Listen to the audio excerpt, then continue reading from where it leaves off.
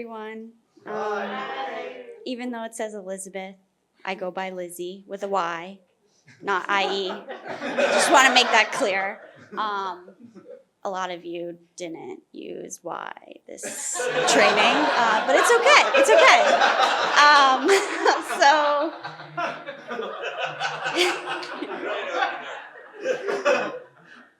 So I didn't know why I signed up for a meditation teacher training. Yeah, I didn't know. December 15th, 2024, my best friend was graduating from a meditation teacher training. And I thought, like, I guess I'll go. I mean, there's also a Zoom link. Maybe I'll just join the Zoom link. But something in me was like, no, like, show up. You know, she shows up for you so many times. Just go. So I did. And it was in this room. And something, really shifted. I was in a room full of strangers, but I felt so like comforted and so less alone for the first time in a really long time. So I was like, okay, like I'm gonna stay.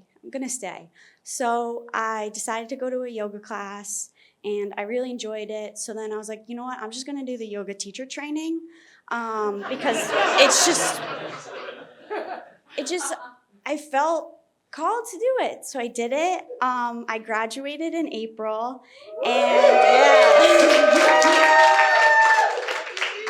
and I kept coming back.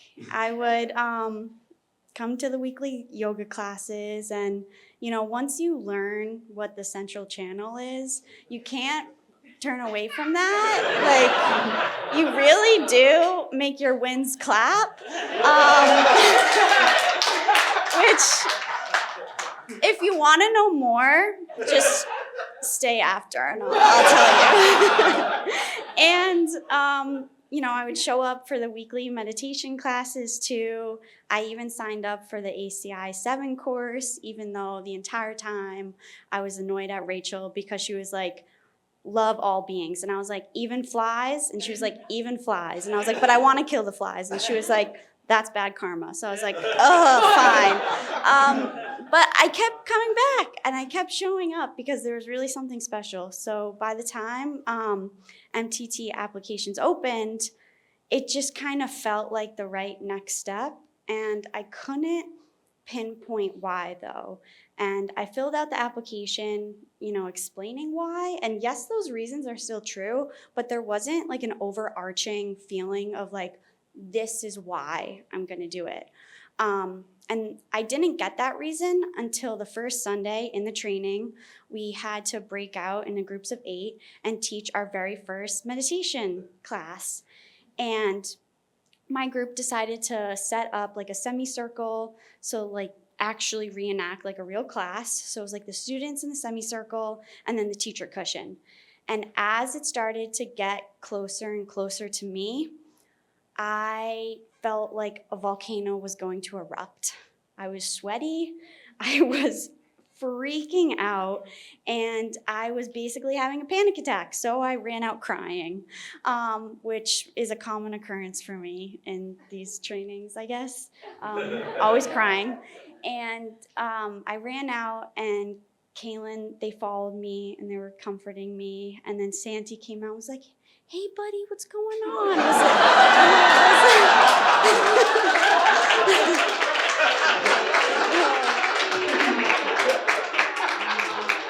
Yeah.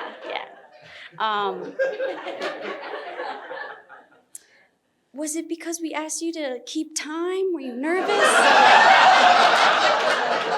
Yeah, no. I was freaking out. I really, words weren't coming out. It was just like, yeah, I can't do this. Like, what am I doing? And if you ever are in, having a panic attack, Kaylin and Santi are the best people to help you guide through that. Like, they really knew exactly what to say. And as words started to come out fully and the tears started to subside, it really hit me why I'm here. And it was here to truly figure out like really how to love myself, and not like a bullshit Hallmark kind of love, like a true, deep appreciation. And, for the past 6 to 8 years, I've been really obsessed with finding that like true, deep inner love. I would buy every self-help book out there.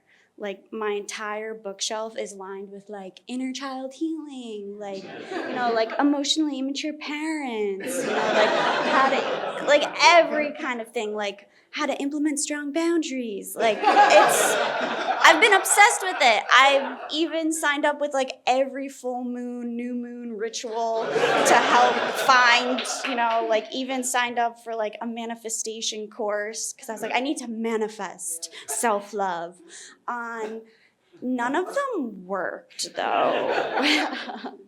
And I realized like I was doing everything except actually sitting with myself. Like I was reaching for the books. I was reaching for the next course that said like, you will, find yourself. And I wasn't sitting with myself. So week 1, Hector said, if you really want to make this work, like if you really want to change your mind, you got to put in the work. And I was like, fuck it. Like, what else do I have? Like, let's go. Because I'm finding it. And that's what I did. That's what I did every day. I would come home from work. I would sit on my cushion 10 to 20 minutes, and I would just sit with myself. And I started to really hear all of the shitty thoughts that I wasn't really recognizing that I was telling myself throughout the day. Like, oh my God, you're late for work. You're such a piece of shit. You should have been like left earlier. Like blaming myself for the subway. Like, hello, it's the New York subway. Of course you're gonna be late.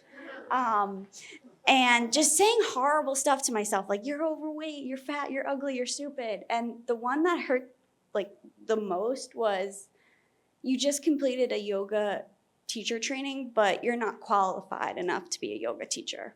You don't know enough. You can't be a teacher. And that one hurt so bad because for so long I've always wanted to be a yoga teacher. So I was like, okay, all right, this is what we're working with. Let's go.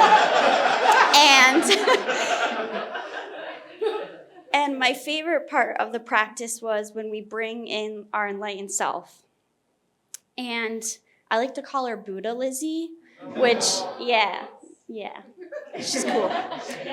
And I would sit in front of her and I would be like, this is like, look at all my thoughts. What's happening? Like, fix me.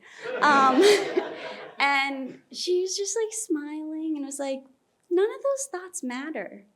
They're just thoughts. Like, you don't have to attach yourself to them. But it's interesting that you're attaching yourself to what you perceive as all the negative thoughts, but you're not looking at all the amazing things you do. Like, you're a ray of sunshine. You are the sun in everyone's solar system. Yeah.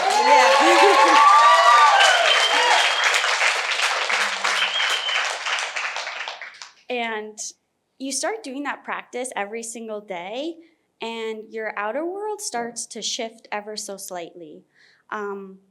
When I would go to work, I was starting to feel less attached to the opinions of others about me.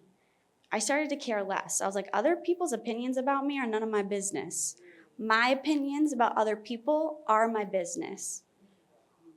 I started to reach less for the self-help books on my bookshelf out of a desire and more just out of a curiosity. I started to really feel like a teacher. And last weekend was my boyfriend's sister's wedding, and I was in the room with all the bridesmaids. And I was like, y'all need a meditation. Like, y'all are crazy. So let's meditate. And I was like, this is it. Like, I am a teacher. I'm a meditation teacher. I'm a yoga teacher. And looking back on that day, I had my panic attack on the cushion. You know, you can call it a panic attack, but what I think was happening was I was purifying. I was purifying my old self, because when it came to my turn to step from the student cushion onto the teacher cushion, Buddha Lizzie was like, are you gonna let go of that? Are you gonna let go of your past self? Are you gonna let go of all that self-hatred and actually get over yourself and sit in the teacher cushion and show up for people? Because you have such a special quality that people need in this world, and you have to get over yourself. And that's what I did these past 7 to 8 weeks. I showed up, and I'm proud to say I am a yoga teacher. I am a meditation teacher. And what I really learned about self-love was, you know, it's not something that I had to go out and search for. Like I was searching for it, like it was like a missing puzzle piece. All I had to do was just sit down and meet myself, and that love was always there. Whoa.